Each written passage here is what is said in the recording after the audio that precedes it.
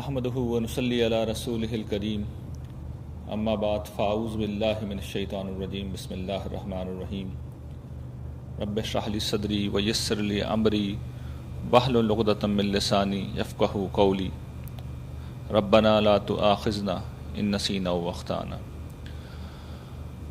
حاضرین گرامی قدر، آج جس موضوع پر مجھے آپ سے گفتگو کرنی ہے اس کا عنوان آپ کے سامنے اسکرین پر موجود ہے کہ رمضان میں اور اس رمضان میں ہم اپنے پروردگار سے زندہ تعلق کیسے قائم کر سکتے ہیں۔ رمضان کی جو آیات سورہ بقرہ میں اللہ تعالیٰ نے بیان کی ہے، اس میں اللہ تعالیٰ نے ایک بات یہ بیان کی ہے وَإِذَا سَأَلَكَ عِبَادِي أَنِّي فَإِنِّي قَرِيبٌ أُجِيبُ دَعْوَةَ الدَّاعِ إِذَا دَعَانِ، کہ میرے بندے جب تم سے میرے متعلق پوچھتے ہیں تو انہیں بتا دو کہ میں تو قریب ہوں، بالکل قریب ہوں۔ اور دوسری جگہ پہ بیان کیا کہ رگے جاں سے بھی قریب ہوں، شہرک سے بھی قریب ہوں۔ اور یہاں یہ کہتے ہیں کہ پکارنے والا جب مجھے پکارتا ہے تو میں فوراً اسی وقت اسے جواب دیتا ہوں۔ یہ خدا کی قربت ہے۔ خدا تو قریب ہے اس لیے کہ وہ زندہ ہے، وہ ہر چیز کی خبر رکھتا ہے، وہ ہمارے سب احوال سے باخبر ہے۔ ہم زندگی میں جو کچھ کر رہے ہیں، کر سکتے ہیں، ہم دیکھتے ہیں، ہم سنتے ہیں، ہم بولتے ہیں، ہم چلتے ہیں، ہم پھرتے ہیں، ہم کھاتے ہیں، ہم اولاد پیدا کرتے ہیں، اس میں سے ایک چیز نہیں ہو سکتی اگر ہمارا پروردگار ہم سے ایک زندہ تعلق قائم نہ رکھے۔ اس کی عطا کردہ زندگی ہے جس کی بنا پر ہم سانس لے رہے ہیں، ہمارا دل دھڑک رہا ہے، ہماری رگوں میں خون دوڑ رہا ہے۔ اس کے جواب میں کہ ہمارا تعلق بھی ہمارے رب کے ساتھ ایسے ہی زندہ تعلق ہے، یہ وہ سوال ہے جس کا جواب ہم آج تلاش کرنے کی کوشش کریں گے۔ اور جو بات یہاں پہ کہی گئی ہے کہ رمضان میں ہم خدا سے زندہ تعلق قائم کریں، تو اس کا سادہ جواب تو یہ ہے کہ عبادات کا جو نظام، جو قانون اللہ تعالیٰ نے ہمیں دیا ہے، اس نظام کو اختیار کر لیں، اس قانون کو اختیار کر لیں، ان عبادتوں کو ادا کر لیں تو وہ زندہ تعلق قائم ہو جائے گا۔ یہ ہمیں خود دین سے معلوم ہوا ہے کہ خدا اور بندے کے درمیان جو اصل تعلق اللہ تعالیٰ چاہتے ہیں، جس بنیاد کے اوپر اسے استوار ہونا چاہیے، وہ عبادت کا تعلق ہے۔ لیکن ہم یہ دیکھتے ہیں کہ ہم سب اور ہم میں سے بیشتر لوگ کسی نہ کسی پہلو سے ان عبادات کو ادا کرتے ہیں، انہیں اختیار کرتے ہیں، لیکن وہ زندہ تعلق نہیں پیدا ہو پاتا۔ عین عبادت کے عالم میں، عین نماز کے عالم میں ہمیں خدا یاد نہیں ہوتا۔ ہم روزے رکھتے ہیں، ہماری زندگی نہیں بدلتی۔ ہم حج کرنے جاتے ہیں، عمرہ کرنے جاتے ہیں، جیسے جاتے ہیں ویسے ہی واپس آ جاتے ہیں، زندگی نہیں بدلتی۔ تو یہ زندگی کیوں نہیں آ رہی؟ کیوں بندگی ہماری زندگی کا احاطہ نہیں کر رہی؟ ہماری ان عبادات کی اگر کوئی تمثیل سمجھی جا سکتی ہے، بیان کی جا سکتی ہے، تو میرے سمجھ میں تو وہ ایک لائف سپورٹ سسٹم آتا ہے۔ آپ نے ہاسپٹلوں میں کبھی دیکھا ہوگا کہ کچھ لوگ جن کی حالت بڑی کریٹیکل ہوتی ہے، بڑی نازک ہوتی ہے، تو ڈاکٹر انہیں آخر میں لائف سپورٹ پر ڈال دیتے ہیں۔ کسی مریض کو اگر سانس نہیں آ رہا تو ڈاکٹر کیا کرتے ہیں؟ وینٹیلیٹر پہ اسے ڈال دیتے ہیں۔ یہ مصنوعی تنفس کا وہ نظام ہے جس کی بنا پر اس کے پھیپھڑے سانس لینے لگتے ہیں، دل دھڑکنے لگتا ہے اور خون کی گردش جاری ہو جاتی ہے۔ لیکن اس مریض کو کبھی آپ دیکھیے، کیا وہ زندہ ہے؟ کیا اس میں زندگی پائی جاتی ہے؟ وہ تو ایک دھڑ ہے جو بستر کے اوپر پڑا ہوا ہے۔ تو ہر چند کہیں کہ ہے، نہیں ہے۔ یہی ہماری عبادات ہیں کہ وہ ہیں، دل دھڑک رہا ہے، سانس آ رہی ہے، لیکن اس عبادت نے کوئی زندگی میں تبدیلی پیدا کی ہے؟ اس نے ہماری زندگی کا احاطہ کر لیا ہے؟ کیا ہم گھر میں، دکان پہ، کاروبار میں، بیوی بچوں کے ساتھ، والدین کے ساتھ، رشتہ داروں کے ساتھ، پڑوسیوں کے ساتھ معاملہ کرتے ہوئے وہی انسان بن گئے ہیں جو اللہ تعالیٰ کو مطلوب ہے؟ اس سوال کا جواب بدقسمتی سے نفی میں ہوتا ہے۔ تو اب مسئلہ یہ ہے کہ کیا وجہ ہے؟ یعنی عبادات میں کوئی کمی ہے؟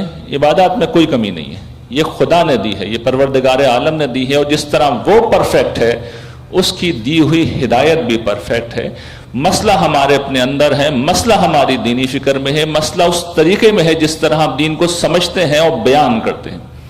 اور اس میں دو مسائل ایسے ہیں جو ہمارے مذہبی فکر میں اس وقت موجود ہیں, وہ تباہ کن ہیں. ہمارا مذہبی فکر وہ ہے جس نے انسانی تاریخ کا سب سے بڑا مذہبی ایکٹیویزم پیدا کیا ہے. مذہب کے نام پر اس وقت جتنے لوگ زمین پر حرکت کر رہے ہیں, جتنے لوگوں نے جانیں دی ہیں, جتنے لوگوں نے پیسہ دیا ہے, جتنے لوگوں نے زندگی دی ہے, ان کی مثال انسانی تاریخ میں نہیں ملتی. لیکن نتیجہ دیکھ لیجئے, آپ دیکھیں گے کہ مسلمانوں سے زیادہ اخلاقی طور پر پس دنیا میں کوئی قوم نہیں ہے. یہ رزلٹ ہے اس مذہبی ایکٹیویزم کا. تو کوئی مسئلہ ہے, کوئی پرابلم ہے. وہ دو پرابلم ہیں جو زندگی میں نے پوری زندگی لگانے کے بعد سمجھے, اور زندگی کا مشن یہی ہے کہ یہ بتایا جائے لوگوں کو کہ یہ پرابلم ہے, اس کو ٹھیک کرو.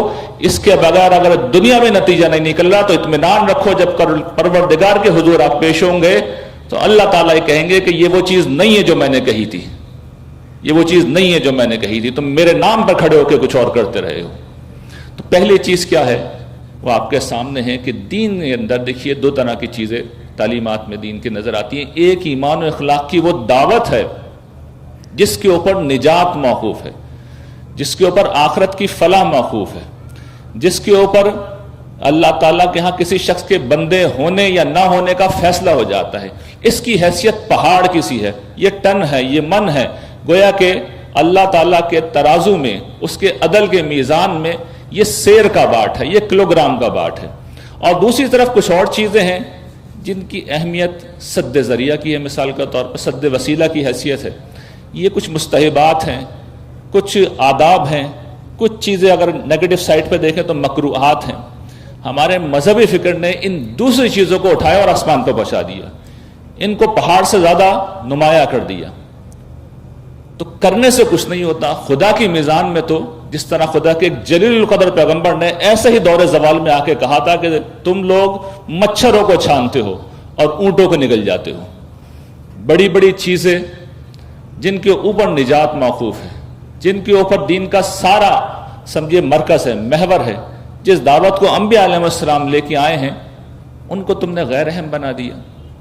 اور جو چیزیں نن ایشو ہیں ان کو تم نے بہت بڑا ایشو بنا دیا. تم کسی شخص کو نیک کہتے ہو تو ان دوسری چیزوں کی بنیاد پہ کہتے ہو, کسی کو متقی کہتے ہو تو ان کی بنیاد پہ کہتے ہو. حالانکہ خدا کی میزان میں یہ چند تولہ ہے, یہ ماشا ہے, یہ چند گرام ہے, اور تم سیر کو نظر انداز کیے ہوئے ہو, من کو نظر انداز کیے ہوئے ہو, ٹن کو نظر انداز کیے ہوئے. جو بڑی بڑی چیزیں ہیں وہ تمہارے نزدیک اہم ہی نہیں ہیں.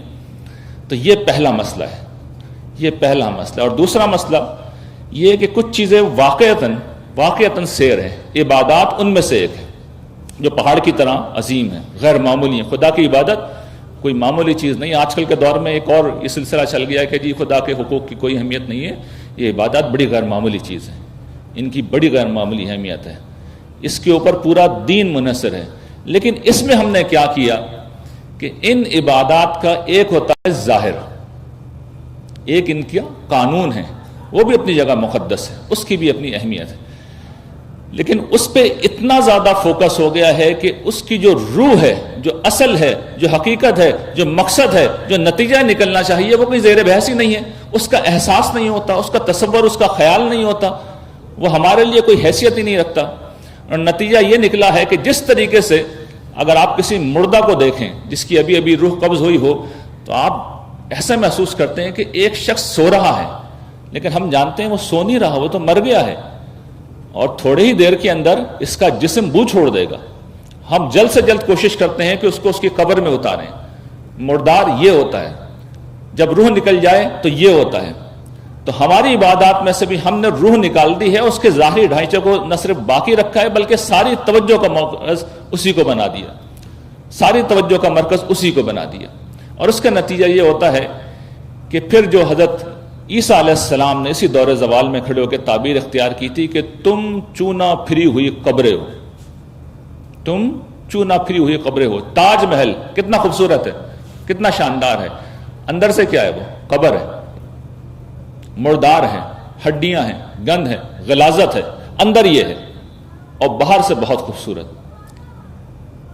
تو یہ وہ مسئلہ ہے جو ہماری عبادات کے ساتھ ہو گیا ہے, اور اس کے نتیجے میں اب پرابلم یہ آ گیا ہے کہ ہم ساری عبادتیں کرتے ہیں اور ہمارے پروردگار سے زندہ تعلق نہیں قائم ہو پاتا. تو اس گفتگو میں میری کوشش یہ ہے کہ میں اختصار کے ساتھ کچھ اہم عبادات کو لوں جو عام طور پر رمضان میں لوگ اختیار کرتے ہیں اور پھر ان کی روح کی طرف آپ کو متوجہ کروں.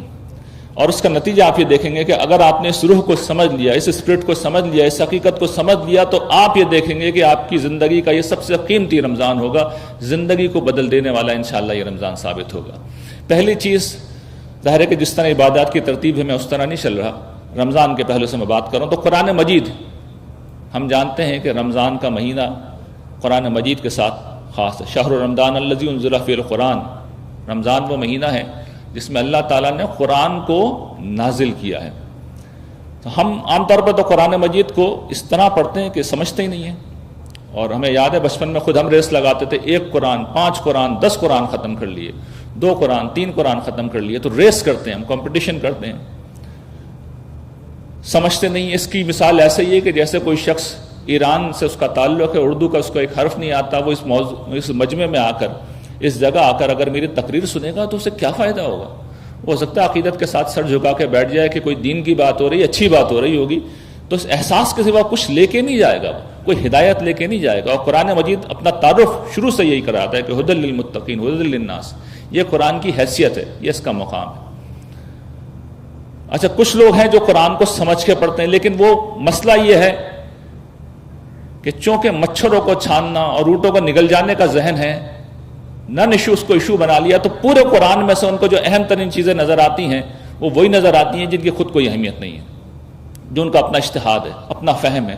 دین کی اصل تعلیم, دین کی بنیاد جس پر نجات موقوف ہے, جس پر جنت موقوف ہے, جس پر جہنم میں انسان جا سکتا ہے, اس کو سرسری سے پڑھتے چلے جاتے ہیں, اس کو وہ اہمیت نہیں دیتے. تو یہ قرآن مجید کے ساتھ ہم نے مسئلہ کر دیا. چنانچہ لوگ قرآن پڑھتے ہیں چاہے سمجھ کے پڑھیں, انہیں حاصل کچھ نہیں ہوتا. جب حاصل کچھ نہیں ہو رہا تو بیکار ہے, وہ حاصل نہیں ہو رہا جو مطلوب ہے تو بیکار ہے. تو اب یہ سمجھ لیجئے کہ قرآن مجید کیا ہے. دیکھیے, قرآن مجید اللہ کا کلام ہے. آپ کہیں گے تم نے ہماری معلومات میں کون سا اضافہ کر دیا, ہمیں بھی پتا ہے کہ اللہ کا کلام ہے, لیکن اللہ جانتے ہیں کون ہے. اللہ آسمان و زمین کا خالق ہے. وہ اتنی بلند, اتنی اعلیٰ, اتنی غیر معمولی ہستی ہے کہ مخلوقات میں سے کوئی نہیں ہے, کسی کی حیثیت نہیں ہے, کسی کی اوقات نہیں ہے کہ اللہ تعالیٰ اس سے مخاطب بھی کریں. اللہ تعالیٰ گفتگو نہیں کرتے. ان کی گفتگو کا دائرہ عام طور پر مقرب ترین فرشتوں تک محدود رہتا ہے, اور ان فرشتوں کا بھی اپنا حال یہ ہے, قرآن بیان کرتا ہے کہ لرزہ طاری ہو جاتا ہے جس وقت اللہ تعالیٰ گفتگو شروع کرتے ہیں. جس وقت وہ احکام دیتے ہیں تو لرز اٹھتے ہیں فرشتے. یہ خدا تعالیٰ کی عظمت کا معاملہ ہے. انہوں نے سب کو زندگی دی, سب کو پیدا کیا, سب چلا رہے ہیں, لیکن فرشتوں کا ایک پوری ہائرارکی ہے.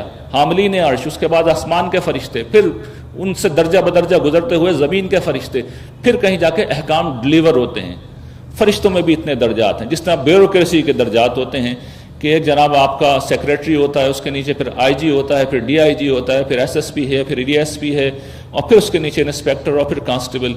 تو کانسٹیبل کی سطح پہ حکومت کے احکام جو ہوتے ہیں پولیس کے تحت امن و امان کے, وہ امپلیمنٹ ہوتے ہیں. تو فرشتوں کا معاملہ بھی یہی, ان کی جو ہائرارکی ہے اس میں سے جو سب سے ٹاپ کے اوپر فرشتے موجود ہیں, اللہ تعالیٰ ان کو ہی ایڈریس کرتے ہیں. ان کی عظمت اتنی غیر معمولی ہے کہ مخلوق اس قابل ہی نہیں ہے, تحمل ہی نہیں کر سکتی کہ وہ گفتگو کریں, تو وہ نہیں کرتے. لیکن انہوں نے ہم انسانوں کو عزت بخشی ہے کہ انہوں نے ہم سے خطاب کیا. یہ بڑی غیر معمولی بات ہے. اس خوش نصیبی پہ قرآن خود تبصرہ کرتا ہے, فَبِذَالِكَ فَلْيَفْرَحُوا, لوگوں اس پہ خوشیاں مناؤ, اس پہ خوشیاں مناؤ. خدا نے تم سے گفتگو کی ہے تمہارے مسائل کو حل کرنے کے لیے, تمہیں راہ دکھانے کے لیے, تم سے کلام کیا. اور آخری دفعہ یہ معاملہ ہوا جب آسمان نے زمین سے گفتگو کی. 1500 سال پہلے رسول اللہ صلی اللہ علیہ وسلم کے اوپر اللہ تعالیٰ نے قرآن مجید کو نازل کیا, اور اس میں کیا بات کہی. اللہ تعالیٰ نے لوگوں کو ابدی فلاح کا راستہ بتایا. یہ بتایا کہ یہ وسیع و عریض کائنات میں نے تمہارے لیے بنائی ہے, میں تمہیں اس کا بادشاہ بنانا چاہتا ہوں, یہ تمہاری منزل ہے, اس کو ذہن میں رکھو. اور دیکھو اس کا راستہ یہ ہے, راستہ میری بندگی کا راستہ ہے. اور اس میں جو بیشتر چیزیں اللہ تعالیٰ نے کرنے کی بتائیں اس کا تعلق مخلوق سے تھا, بہت کم چیزوں کا تعلق اپنی ذات سے تھا. اس لیے کہ اللہ تعالیٰ بے نیاز ہیں. دیکھیں, میں اور آپ جتنے سجدے کر لیں, جتنے روزے رکھ لیں, ہم اللہ تعالیٰ کی عزت میں کوئی اضافہ نہیں کر سکتے. جتنی بھی عبادات ہیں وہ ہمارے لیے رکھی گئی ہیں کہ تمہیں کچھ فائدہ ہو جائے. ابھی میں بتاؤں گا تو ایک ایک عبادت میں آپ کو پتہ چل جائے گا اللہ کا کوئی فائدہ نہیں ہو رہا. ہمارا ہی فائدہ ہے. ہم نہیں تھے اللہ تعالیٰ تب بھی تھے, ہم نہیں ہوں گے اللہ تعالیٰ تب بھی ہوں گے. تو اللہ تعالیٰ اپنی بات نہیں کرتے, زیادہ تر چیزوں کا تعلق ہوتا ہے کہ تم اپنے معاملات ٹھیک کر لو. یہ ہدایت دی انہوں نے. اچھا, صرف ہدایت ہی نہیں دی انہوں نے, بلکہ اس ہدایت کو چونکہ لوگ نہیں مانتے, ان حقائق کو لوگ نہیں مانتے, جنت کو نہیں مانتے, جہنم کو نہیں مانتے, فرشتوں کو نہیں مانتے, خدا کو نہیں مانتے, تو اللہ تعالیٰ نے اس ہدایت کے ساتھ یہ انتظام کیا کہ وہ عدالت جسے قیامت کے دن وہ برپا کریں گے, جس کی وعید کے لیے, جس کے انذار کے لیے انبیاء علیہ السلام تشریف لاتے ہیں, انہوں نے کہا کہ میں آخری دفعہ اس سرزمین عرب میں برپا کر کے دکھاتا ہوں, اور تمہیں یہ دکھاتا ہوں کہ یہ جو بکریاں چرانے والے ہیں ان کو میں دنیا کا حکمران بنا دوں گا. اور یہ جو وقت کے فرعون ہیں, ابو لہب, ابو جہل, یہ مارے جائیں گے, بے دردی سے مارے جائیں گے, ذلیل ہوں گے. اور یہ سب کچھ پہلے ہی کہہ دیا, ہونے سے پہلے کہہ دیا, ان شانیک هو الابتر, تمہارا یہ دشمن ہے, اس کا نام و نشان سرزمین سے مٹا دیا جائے گا. تو قرآن مجید میں آپ کو یہ دونوں چیزیں ملیں گی. آپ کو وہ ہدایت بھی ملے گی, آپ کو وہ راستہ بھی ملے گا, آپ کو وہ منزل بھی ملے گی جو اللہ تعالیٰ نے بتائی ہے. منزل جنت ہے, اس کی جو ایک گھاٹی ہے, جو کھائی ہے, وہ جہنم ہے, وہ کہتے ہیں اس سے بچو, جنت تک پہنچو. یہ راستہ ہے ایمان کا, عمل صالح کا. اور پھر باقی قرآن میں کیا ہے, وہ جد و جہد جو رسول اللہ صلی اللہ علیہ وسلم اور ان کے مخاطبین کے درمیان میں ہوئی. حضور دعوت دے رہے تھے اور کفار انکار کر رہے تھے, تو ان سے گفتگو کر کے ان کو سمجھایا گیا, اور جب نہیں مانے تو پیش گوئی کر دی گئی, بتا دیا گیا کہ اب یہ نہیں بچیں گے. قرآن جہاں ختم ہو رہا ہے وہاں پہ بھی آپ دیکھ سکتے ہیں سورہ تبت یدا باللہب وتب جو ہے, سورہ لہب, اس میں جو آغاز ہے, ابو لہب دندناتا پھر رہا ہے مکے کی گلیوں میں, مسلمانوں کی تذلیل کر رہا ہے, حضور کی توہین کر رہا ہے, اور قرآن کہہ رہا ہے تبت یدا باللہب وتب, یہ مارا گیا, ہلاک ہوا, اس کے اوان و انصار بھی مارے گئے.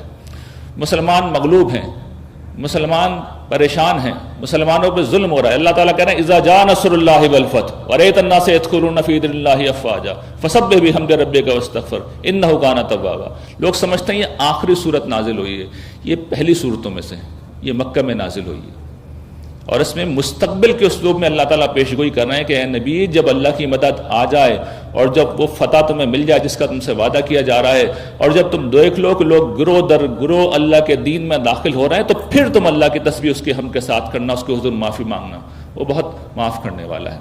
یہ صورت آخر میں دوبارہ نازل ہوئی تھی جب سے سب کچھ ہو گیا, یاد دہانی کے لیے کہ آپ کا مشن اکمپلشڈ, اب چلنے کی تیاری کیجیے. اس آخری چیز کو لوگوں نے لیا اور یہ کہا کہ آخری صورت نہیں, پہلی صورت ہے, ابتدائی صورتوں میں سے, اور پیش گوئی کی گئی ہے اس کے اندر کہ جب یہ ہو جائے تو یہ کرنا. فیوچر کے اسلوب میں بات کی اللہ تعالیٰ نے.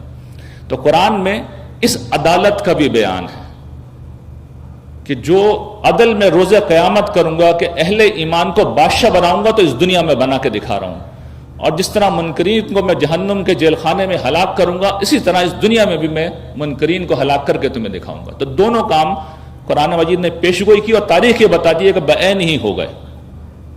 تو یہ قرآن مجید ہے. جب بھی آپ قرآن کو پڑھیں تو اس میں آپ کو اصلاً دو ہی چیزیں نظر آئیں گی.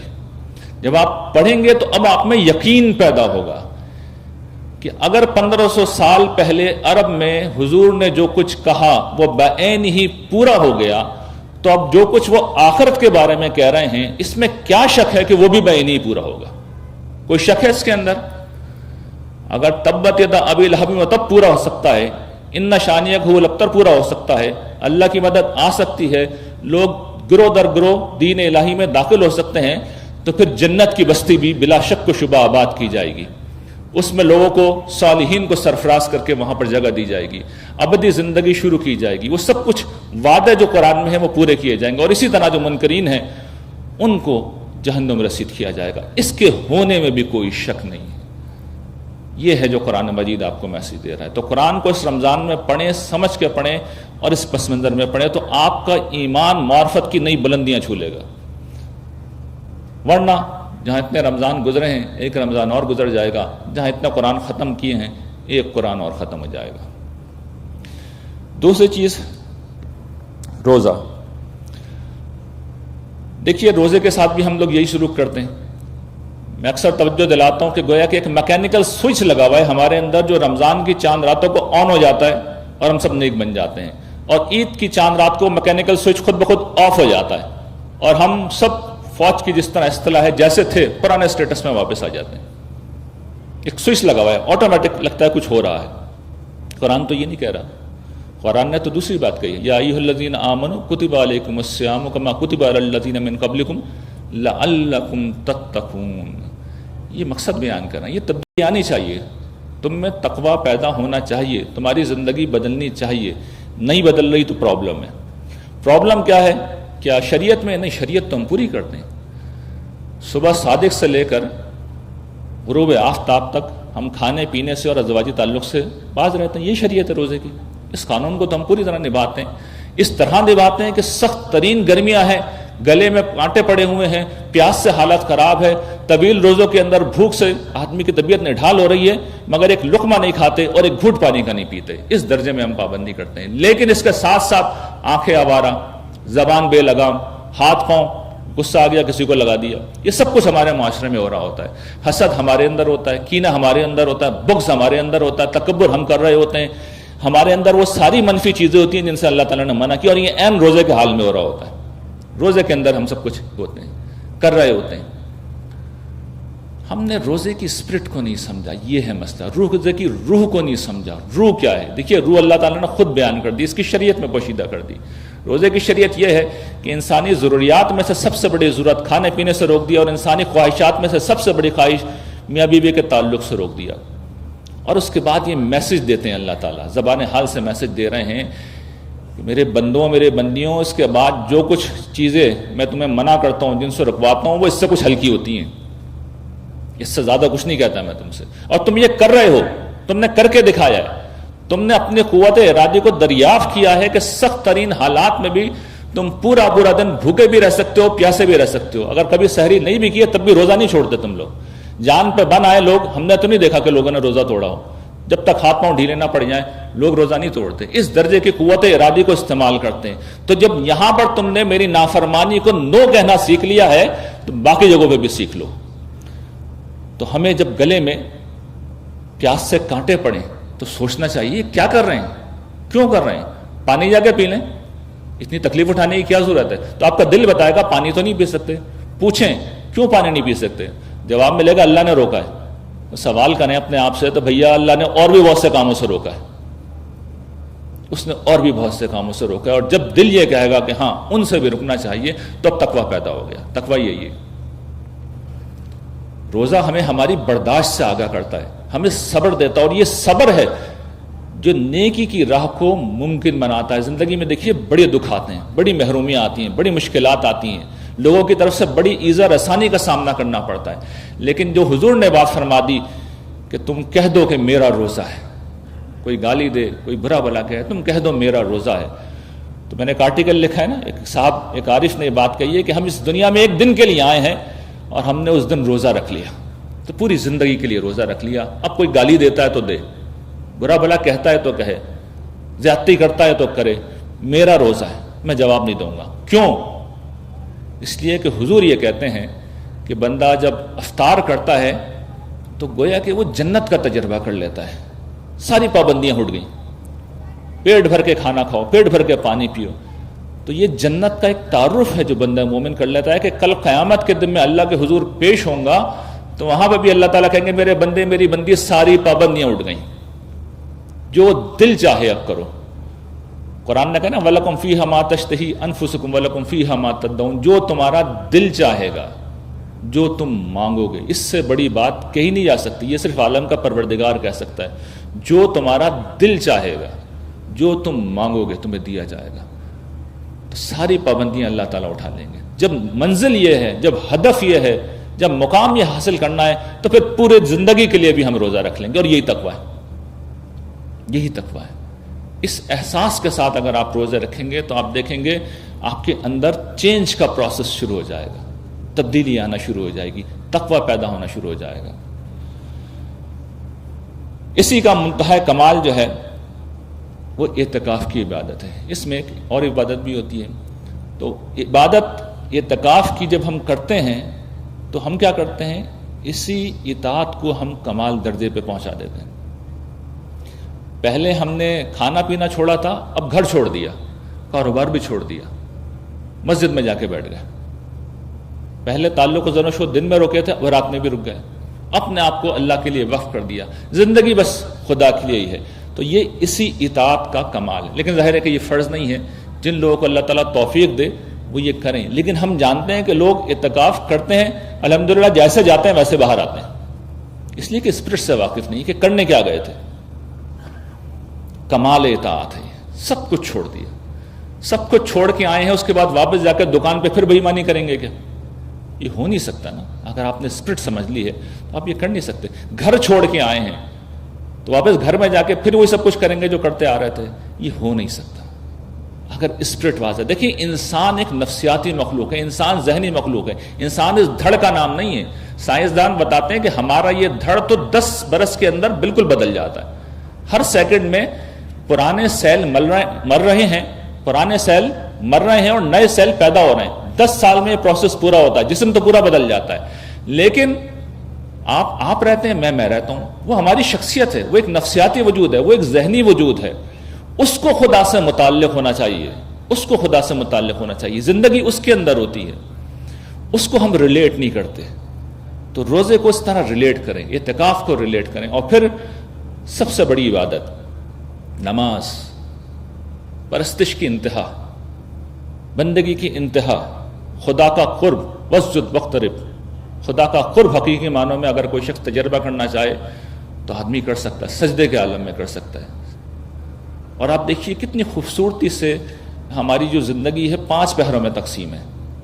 اب تو خیر ہم پہر میں زندگی نہیں گزارتے، گھنٹوں میں گزارتے ہیں، جب سے کلاک ہمارے ہاتھوں میں، گھڑی ہمارے ہاتھوں میں ہوتی ہے. لیکن پرانے زمانے کے لوگ 3 پہر سوتے تھے رات میں اور 5 پہر وہ کام کرتے تھے. صبح کا پہلا پہر، دوپہر، 6 پہر جسے عصر کہتے ہیں، ظہر کہتے ہیں، پھر مغرب، پھر عشاء. ہر پہر کے آغاز کے اوپر ایک نماز ہے جو رکھ دی گئی. اور نماز کیا ہے؟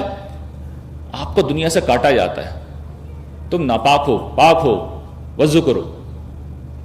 اس کے بعد ہاتھ اٹھا کے قبلہ رخ کھڑے ہو جاؤ، خدا کی طرف متوجہ ہو جاؤ، اپنی سمت خدا کی طرف سیدھی کر لو. تمہیں احساس ہو جائے شعوری طور پہ دنیا کو چھوڑ دیا، نیت باندھ لی، اب بول نہیں سکتے، کھا نہیں سکتے، پی نہیں سکتے، چل نہیں سکتے، ہل نہیں سکتے، دنیا سے تعلق ٹوٹ چکا ہے. اللہ توفیق دے تو مسجدوں میں نماز پڑھیں، خدا کے معبود میں جا کے بیٹھ گئے جہاں سب لوگ یہی کر رہے ہیں، وہاں نماز پڑھیں، جماعت سے نماز پڑھیں. دنیا سے کٹ چکے ہیں اور اس کے بعد کیا کر رہے ہیں؟ ناک رگڑ رہے ہیں، ناک رگڑ رہے ہیں، جھک رہے ہیں، ہاتھ باندھ کے کھڑے میں، عاجزی کا، پستی کا اظہار کر رہے ہیں، بندگی کا اظہار کر رہے ہیں. بندگی کیا ہوتی ہے؟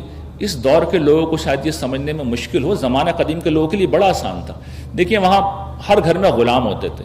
یہ جو غلام ہوتا ہے نا، سب کا زمانہ میں جو غلام ہوتے تھے، ان کا اپنے آقاؤں سے رشتہ یہ ہوتا تھا کہ ان کی کوئی ول نہیں ہوتی تھی، کوئی مرضی نہیں ہوتی تھی، کوئی ارادہ نہیں ہوتا تھا، کوئی خواہش نہیں ہوتی تھی. آقا جیسا کہتے تھے وہ ویسا کرتے تھے. یہ ممکن ہی نہیں تھا کہ وہ کچھ کر سکیں. تو یہ غلامی، یہ بندگی، یہ نماز میں ہم یہی کر رہے ہوتے ہیں. اور کیا کہہ رہے ہوتے ہیں؟ اللہ کی حمد، الحمدللہ رب العالمین. حضور نے ایک بڑی خوبصورت حدیث قدسی ہے نا، اس میں اللہ تعالیٰ کہتے ہیں کہ نماز کو میں نے اور اپنے بندے کے درمیان آدھا بانٹ دیا. تو اس کے بعد حضور نے پوری سورہ فاتحہ پڑھ کے ایکسپلین کیا. نماز کو سورہ فاتحہ کے مترادف قرار دیا حضور نے. اس سورہ فاتحہ میں ہم کیا کہتے ہیں؟ اہدنا الصراط المستقیم. اللہ کی حمد و تعریف کے بعد کہتے ہیں اہدنا الصراط المستقیم. اس کے بعد مسجد سے باہر نکل کے ہم بھول جاتے ہیں کہ پیچھے کہہ کے کیا آئے ہیں، اس لیے کہ اکثر حالات میں تو پتہ ہی نہیں ہوتا کہہ کے کیا آئے ہیں. انہیں تماشا ہے نا یہ کہ کیا کہہ کے آئے ہیں. اہدنا الصراط المستقیم، پروردگار سیدھا راستہ دکھائیے. ان کا راستہ جن پہ آپ کا انعام ہوا. اگر یہ جملہ یاد ہے تو ہم وہ کام کریں گے جس سے خدا کا غضب نازل ہو. ہم وہ کام کریں گے جس سے ہم خدا کی بارگاہ میں گمراہ و مردود کہلائیں. ہم وہ کام کریں گے جس سے ہمیں خدا کی نعمت اور رحمت حاصل ہو. اگر اسپرٹ یاد ہے، اسپرٹ خود قرآن نے بیان کی. حضرت موسیٰ کو اللہ تعالیٰ نے جب بلایا، پہلی دفعہ مکالمہ کیا، تو ان سے جملہ کیا کہا تھا؟ اقم الصلاۃ لذکری، نماز کو قائم کرنا، میں تمہیں یاد رہوں گا. نتیجہ کیا نکلے گا؟ ان الصلاۃ تنہی عن الفحشاء والمنکر. نماز نتیجے کے طور پر فحش سے روک دیتی ہے، بے حیائی سے روک دیتی ہے اور منکر سے روک دیتی ہے، ہر طرح کی برائی سے روک دیتی ہے. کیوں روکتی ہے؟ اسی لیے کہ آدمی تو اہدنا الصراط المستقیم کا ورد ہے جو ہر پہر کے آغاز کا دہرا کے آ رہا ہے. یا اللہ سیدھا راستہ دکھا. اگر سنجیدگی سے یہ کام کر کے آئے ہیں تو آدمی ہے نا، وہ سوچے گا کہہ کے کیا آ رہا ہوں میں، اللہ تعالیٰ سے ساری دنیا سے کٹ کے میں اس سے خاص طور پہ دعا کر کے آ رہا ہوں، مجھے سیدھا راستہ دکھائیے، اس کے بعد میں ہر قدم پر الٹے راستے پہ چلوں۔ آدمی اگر اپنے ہوش و حواس میں ہو تو یہ کر نہیں سکتا، مگر ہم پوری استقامت کے ساتھ یہی کر رہے ہوتے ہیں۔ کیوں؟ اسپرٹ سے واقف نہیں ہے، روح سے واقف نہیں ہے کہ نماز اصل میں خدا کو یاد کرنے کا عمل ہے، خدا سے ایک ذاتی تعلق ہے، اس سے قریب جا کے، اس سے بالکل قریب جا کے ہم یہ کہتے ہیں کہ پروردگار سیدھا راستہ دکھائیے، وہ دکھاتے ہیں۔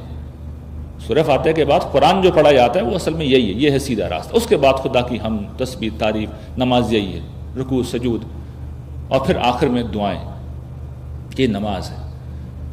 تو اس کی اسپرٹ اگر واضح ہے تو پھر یہ ممکن نہیں ہے کہ بندہ مومن نماز بھی پڑھے اور فواحش میں مبتلا ہو، نماز بھی پڑھے اور پھر وہ منکرات میں مبتلا ہو۔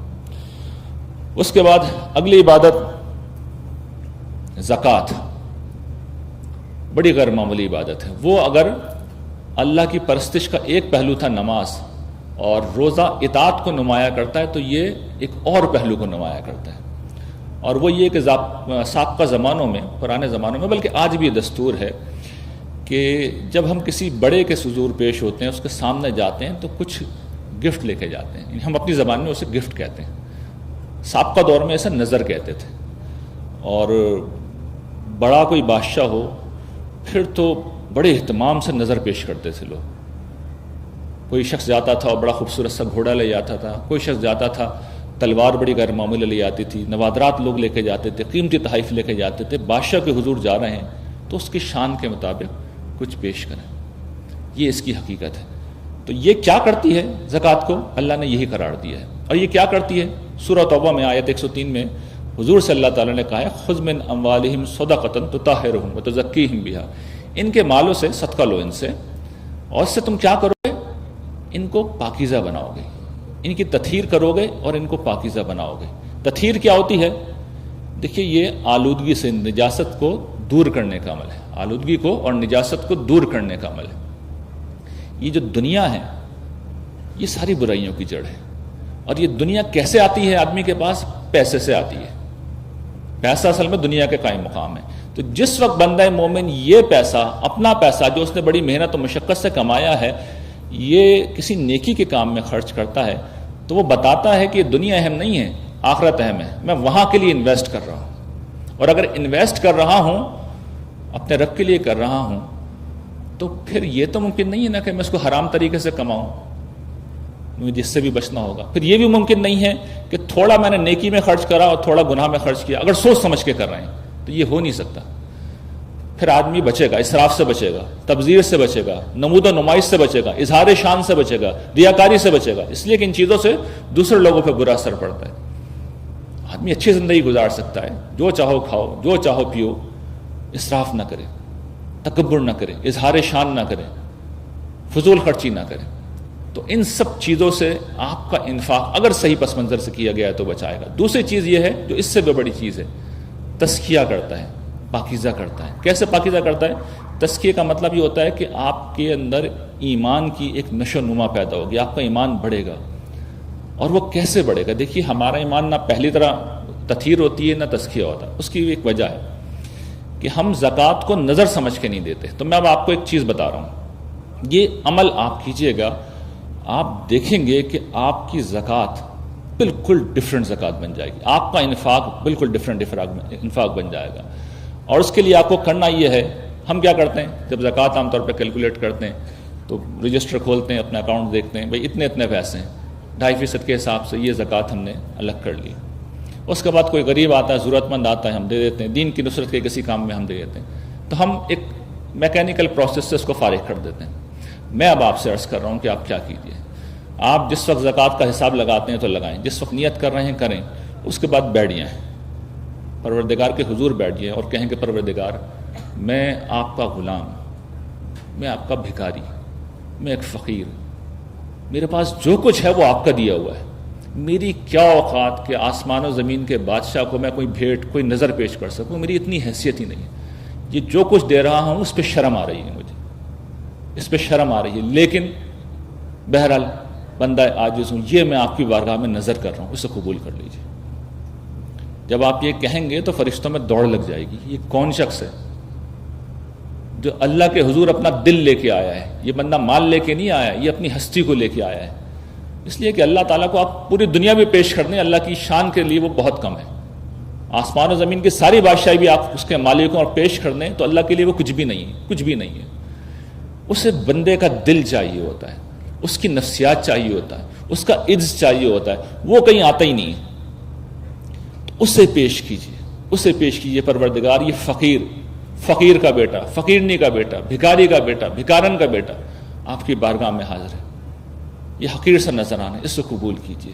یہ اسپرٹ جس وقت پیدا ہوگی اس کے نتیجے میں یہ انفاق اللہ تعالیٰ اٹھائیں گے، اسے آسمان و زمین کے برابر کر دیں گے، چھوٹی سی چیز بھی بڑھا کے کہاں سے کہاں پہنچا دیں گے۔ تو جب بھی انفاق کریں، بلکہ ابھی یہ تجربہ کر سکتے ہیں۔ مجھے معلوم ہے ہر دفعہ پروگرام میں لوگ آتے ہیں، کچھ نہ کچھ ڈونیشن دیتے ہیں، چھوٹے بڑے کی اللہ کی یہاں کوئی اہمیت نہیں ہوتی، اسپرٹ جا رہی ہوتی، اسپرٹ جا رہی ہوتی۔ اس وقت بھی اگر آپ نے تو پہلے اپنی کرسی پہ بیٹھ کے اللہ تعالیٰ کو مخاطب کریں، آپ دیکھیں گے کہ محبت کا، قرب کا ایسا تجربہ آپ کے اوپر گزرے گا جس کو آپ نے زندگی میں کبھی نہیں فیس کیا ہوگا۔ یہ میری بات آج کی نشست میں کچھ اور یاد نہ رہے، اس کو بس یاد رکھیے گا، یہ حاصل نشست ہے۔ خدا کو آپ کا وجود چاہیے، آپ کی شخصیت چاہیے، آپ کی محبت، آپ کی عقیدت چاہیے، پیسہ نہیں چاہیے، آپ کا سجدہ نہیں چاہیے، آپ کا رکوع نہیں چاہیے۔ وہ تو قانون بنا دیا گیا ہے، اس لیے کوئی طریقہ ہونا چاہیے جس کو سب فالو کریں۔ جب یہ اسپرٹ ہوگی، جب یہ جذبہ ہوگا تو پھر انسان کا بس نہیں چلے گا کہ وہ سب کچھ اپنے مالک کے اوپر نچھاور کر دے۔ اور جس طرح جلیل القدر پیغمبر نے کہا تھا کہ آدمی کا دل وہاں ہوتا ہے جہاں اس کا مال ہوتا ہے، تو پھر مال جہاں ہوگا یعنی آخرت میں، جنت میں، تو پھر دل بھی اصل میں انسان کا وہیں پہ لگا رہے گا۔ ورنہ لوگ رخیص بن کے زندگی گزارتے ہیں، پیسے بچاتے رہتے ہیں، بخل کرتے رہتے ہیں۔ اس پہ حضور نے بڑا خوبصورت تبصرہ کیا ہے۔ آدمی کہتا ہے، ابن آدم کہتا ہے میرا مال، میرا مال۔ یہ تمہارا مال کیا ہے؟ تمہارا مال وہ ہے جو تم نے کھایا پیا اور اس کو پہن لیا، برت لیا، کنزیوم کر لیا، باقی سب تمہارے وارثوں کا مال ہے، سب پیچھے چھوڑ کے جاؤ گے۔ ہم سمجھتے ہیں ہمارے پاس بہت پیسہ، جب بینک اکاؤنٹ میں اتنے پیسے ہیں، گاڑیاں اتنی ساری ہیں، بنگلہ اتنا بڑا ہے، جو آپ کنزیوم کر رہے ہیں اصل میں وہ آپ کا ہے، باقی سب وارثوں کا ہے۔ کسی وقت بھی موت کا فرشتہ آئے گا اور کفن جس میں جیب نہیں ہوتی اس طرح لے کے جائے گا، اور بتا کے نہیں آتا وہ۔ یہ جو معصوم چھوٹے چھوٹے بچے مر جاتے ہیں، نوجوان مر جاتے ہیں، یہ نصیحت ہوتی ہے کہ موت کا انتظار نہیں کرو کہ موت آئے گی بڑھاپے میں، وہ کسی وقت بھی آ سکتی ہے، اور جب آئے گی تو حساب کتاب کا موقع نہیں دے گی۔ اس وقت کچھ دینا بھی جاؤ گے تو قبول نہیں ہوگا۔ آزادی کے ساتھ دینا، ساری ہماری قدر و قیمت یہ ہے کہ فرشتے گن پوائنٹ پہ لے کے نہیں کھڑے ہوئے، ہمیں کسی نے گن پوائنٹ پہ نہیں لے رکھا، ہم آزاد ہیں، ہم خود مختار ہیں، ہم جو چاہیں کر سکتے ہیں۔ اس چیز نے ہماری قدر و قیمت بڑھا دی ہے، ورنہ پتہ بھی نہیں ہلتا خدا کی مرضی کے بغیر، پتہ بھی اپنی جگہ سے جنبش نہیں کرتا۔ تو نظر کا یہ جذبہ ہونا چاہیے، یہ احساس ہونا چاہیے۔ جب یہ احساس ہوگا تو پھر آپ کا انفاق آسمانوں کو، زمین سب کو بھر دے گا۔ اور آخری عبادت رمضان میں اس میں سے عمرہ ہی ادا کرتے ہیں، لیکن حج اور قربانی بھی ہمارے یہاں چونکہ ماشاءاللہ لوگ کرتے ہیں، اس کی بھی اسپرٹ سمجھ لیجیے۔ وہ مال کی نظر تھی، یہ اب زندگی اور جان کی نظر ہے، یہ زندگی کی اور جان کی نظر ہے۔ عمرے میں دیکھیں ہم کیا کرتے ہیں، گھر بار چھوڑتے ہیں، وطن چھوڑتے ہیں، اور احرام پہن کے حرم حاضر ہو جاتے ہیں۔ مطلب یہ ہے کہ اب دنیا کی ساری زینتوں کو ہم نے چھوڑ دیا اور حرم کے چکر لگاتے ہیں، طواف کرتے ہیں۔ مطلب یہ کہ خدا کو اپنی زندگی کا مرکز اور محور بنا لیا۔ اس کے بعد صحیح کرتے ہیں، خدا کی راہ میں صحیح و جہاد کی ایک تمثیل ہے جو گویا کہ اس کا عملی مظاہرہ کرتے ہیں، اور آخر میں ہم حلق کرتے ہیں، یعنی گنجے ہوتے ہیں، بال منڈواتے ہیں، یا پھر قصر کرتے ہیں، بال ترشواتے ہیں۔ یہ خواتین ہوتی ہیں تو ایک لٹ کاٹ کے بھی علامتی طور پہ یہ کام ہو جاتا ہے۔ یہ ہے ہی علامت، کس چیز کی علامت ہے؟ علامت اس چیز کی ہے کہ پروردگار میں اپنے گھر سے آیا، دنیا کی زینتوں کو چھوڑا، آپ کے گرد پھیرے لگائے، اور اب بال کٹوا کے، یہ بتا رہا ہوں زمانہ قدیم میں کسی کو غلام بنایا جاتا تھا تو اس کے بال کاٹے جاتے تھے، اسے گنجا کیا جاتا تھا۔ تو میں بال کٹوا کے یہ بتا رہا ہوں کہ میں غلام بننے آیا ہوں، اتنی دور سے میں آپ کا غلام بننے آیا ہوں۔ میں آزاد ہوں، آج تک آزاد تھا، میری ماں نے مجھے آزاد جنا تھا، لیکن آج میں غلام بننے آیا ہوں، مجھے غلام بنا لیجیے۔ تو کوئی جاتا ہے اس طرح؟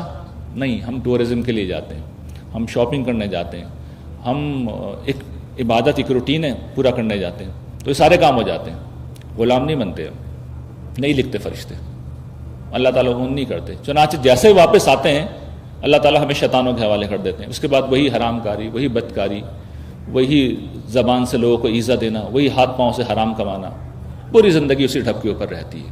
کیوں؟ اس لیے کہ اللہ تعالیٰ اپنے غلاموں کو بچاتے ہیں۔ غلام غلطی بھی کرتے ہیں، میں یہ نہیں کہہ رہا اس سب کرنے کے بعد آپ بہت نیک ہو جائیں گے، ہم نیک ہو جائیں گے، ہم سب گناہ گار ہیں، ہم بار بار گناہ کریں گے، لیکن اللہ تعالیٰ اپنے غلاموں کو کھینچتے رہتے ہیں، بلاتے رہتے ہیں، لوٹاتے رہتے ہیں۔ قرآن کہتا ہے نا کہ اندھیروں میں بھی وہ گھر جاتے ہیں اللہ کے بندے، تو اللہ تعالیٰ ان کو روشنی کی طرف واپس لے آتے ہیں۔ اور جو خدا کی طرف نہیں ہوتے، کبھی روشنی ان کے اوپر آنے بھی لگے، نور ایمان کا آنے بھی لگے، تو شیاطین انہیں کھینچ کے لے جاتے ہیں۔ یہ فرق ہوتا ہے۔ جس وقت آپ بندے بن جاتے ہیں تو اللہ تعالیٰ اونرشپ لے لیتے ہیں، پھر وہ توبہ کی توفیق دیتے ہیں، وہ راستہ دکھاتے ہیں۔ اس کے بعد حج ہے۔ حج میں اللہ تعالیٰ نے اسی تمثیل کے اندر، اسی تمثیل میں ایک چیز اور بڑھا دی، یعنی اب آپ مینا جاتے ہیں، اضافی طور پہ یہی سارے کام کرنے کے علاوہ مینا جاتے ہیں، عرفات جاتے ہیں، یہ کیا ہے؟ شیطان کے خلاف جنگ کی تمثیل۔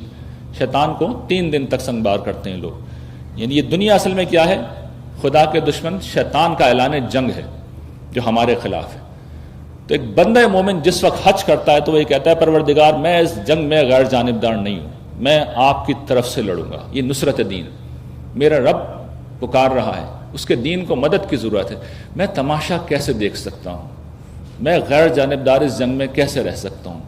میں خیر و شر کی اس جنگ سے کیسے بے نیاز رہ سکتا ہوں؟ مجھے ہر حال میں اترنا ہوگا۔ اور میں ہمیشہ سمجھاتا ہوں، میرے والد صاحب کا کہیں جھگڑا ہو، میرے بھائی کا جھگڑا ہو، تو جب میں غیر متعلق نہیں رہ سکتا تو میرے رب سے اگر کوئی دشمنی کرے گا، شیطان یہ دشمنی کرے گا، تو میں کیسے غیر متعلق رہوں گا؟ میں ہر صورت میں جاؤں گا، اور اس راہ میں جو آخری چیز ہے قربانی، جان بھی دینی پڑے وہ بھی دوں گا۔ اس طرح اس جانور کا خون بہا رہا ہے، یہی کرتے ہیں نا قربانی میں، جانوروں کا خون بہاتے ہیں۔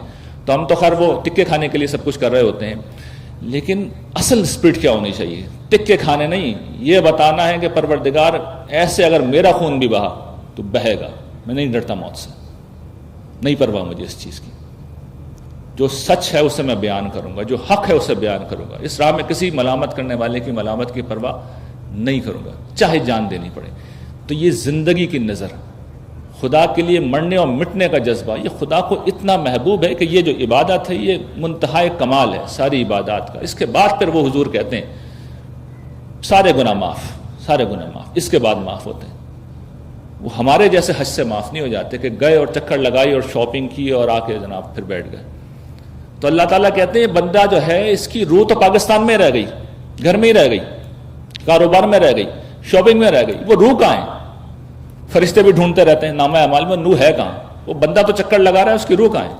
بلکہ اللہ معاف فرمائے، ہم نے تو یہ دیکھا ہے وہاں پہ جاتے ہیں لوگ، خود قرآن نے بھی توجہ دلائی ہے، خواتین کو تنگ کرتے ہیں، آپس میں لڑتے ہیں، گناہوں فلا رفث ولا فسوق ولا جدال، یہ سب قرآن کے الفاظ ہیں، یہ سب کچھ ہو رہا ہوتا ہے۔ تو فرشتے ڈھونڈتے ہیں وہ بندہ مومن کہاں ہے، وہ ڈھونڈے نہیں ملتا انہیں۔